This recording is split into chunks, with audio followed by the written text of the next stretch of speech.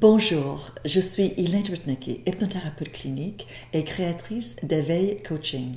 J'aide les personnes à s'éveiller, guérir et transformer l'impossible dans leur vie pour manifester une meilleure maintenant et créer un avenir extraordinaire.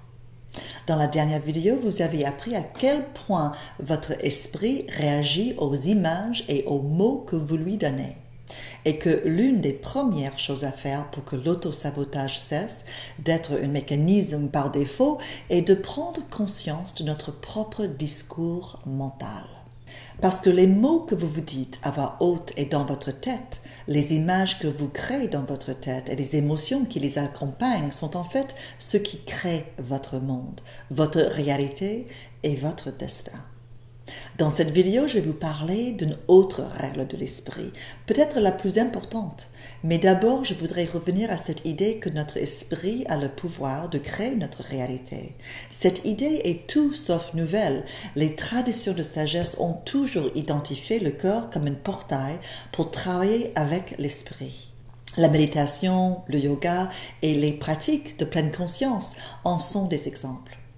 L'hypnose est un autre outil puissant pour travailler avec l'esprit, car elle agit directement sur le subconscient en nous plongeant dans un état de relaxation et de réceptivité. Une idée fausse courante sur l'hypnose est qu'elle vous endort, mais au contraire, elle vous réveille à votre incroyable potentiel.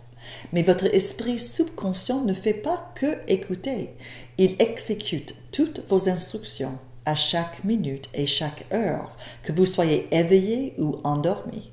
Mais plus encore, votre esprit inconscient reçoit les instructions de votre subconscient. Votre subconscient est constamment allumé, il ne dort jamais et il oriente toujours vos choix vers la survie et le plaisir et les éloigne des menaces et de la douleur perçue. Ainsi, le subconscient est notre disque dur, il est aussi notre programme d'exploitation. Et c'est là que les choses se compliquent. Votre esprit a un travail très clair. Votre esprit va toujours faire ce qu'il pense que vous voulez en fonction de ce que vous lui dites de faire. Laissez-moi le répéter. Votre esprit va toujours faire ce qu'il pense que vous voulez en se basant sur ce que vous lui dites de faire. Le subconscient considère tout de manière littérale. Le subconscient ne peut pas faire la différence entre la vérité et le mensonge. Donc oui, votre esprit vous écoute dire « j'en ai marre, je suis grosse, ce travail me tue, je déteste ça, je ne serai jamais capable de le faire, j'ai tellement peur de tout gâcher ». Alors votre esprit vous dit « ok, tu ne peux pas supporter ça, ok, ce travail est dangereux, je t'entends, tu as peur ». Tu t'effondres, tu dis que tu ne veux pas ça. Mais moi, ton subconscient, je capte l'énergie de ce que tu ne veux pas. Ou peut-être avec cette nouvelle relation, votre esprit dit « Voyons ce que je peux faire pour que cette personne sympathique qui semble s'intéresser à moi s'en aille.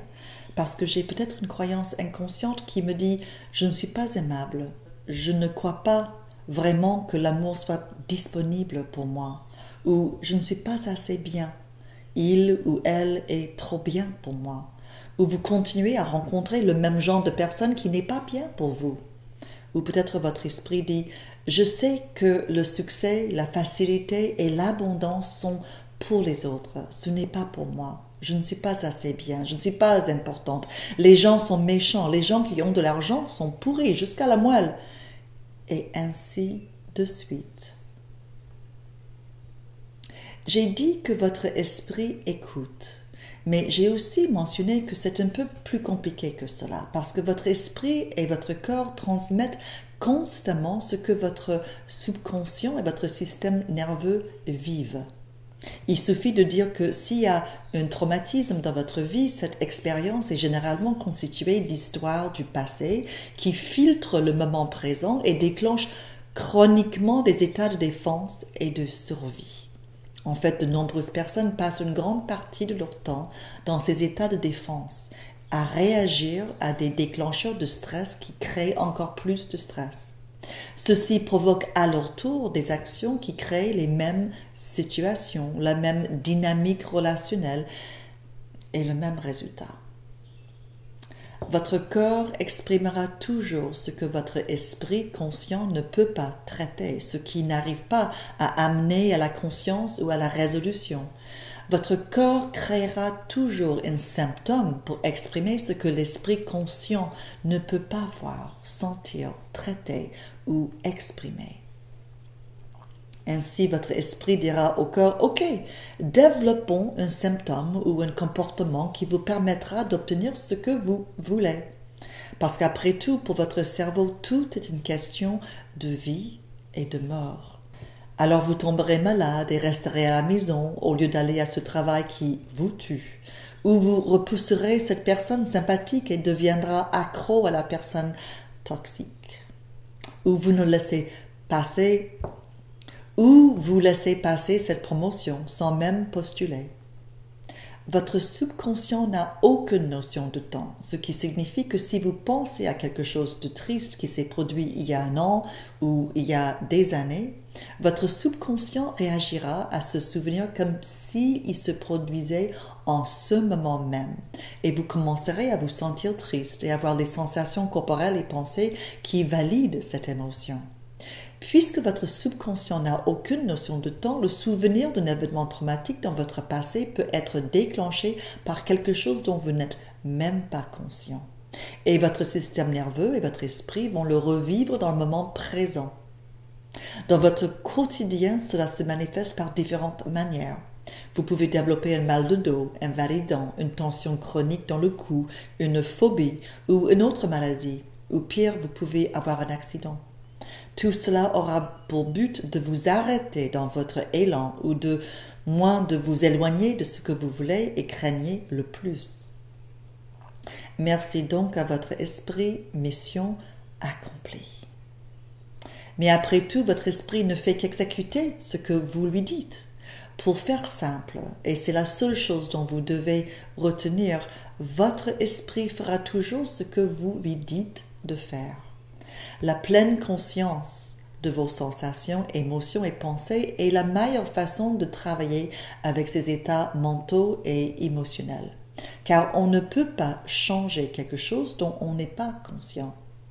Une fois nous en sommes conscients, on peut intervenir pour nous nourrir avec d'autres mots, d'autres images et d'autres émotions qui portent une vibration plus haute. Dans une bataille entre logique et émotion, l'émotion gagne toujours. Devenir ami avec notre corps et avec nos émotions est donc la clé de pouvoir devenir un créateur puissant de sa propre vie. Alors, dans la troisième et dernière vidéo, je vais vous rappeler les 3 règles de l'esprit qui vous permettent de travailler avec votre esprit pour démêler les schémas de croyances et comportements d'autosabotage. Vous allez apprendre comment le corps et l'esprit s'adaptent au traumatisme et je vais partager avec vous un outil pour commencer à travailler avec l'esprit afin de créer du changement positif. À bientôt pour la 3e vidéo.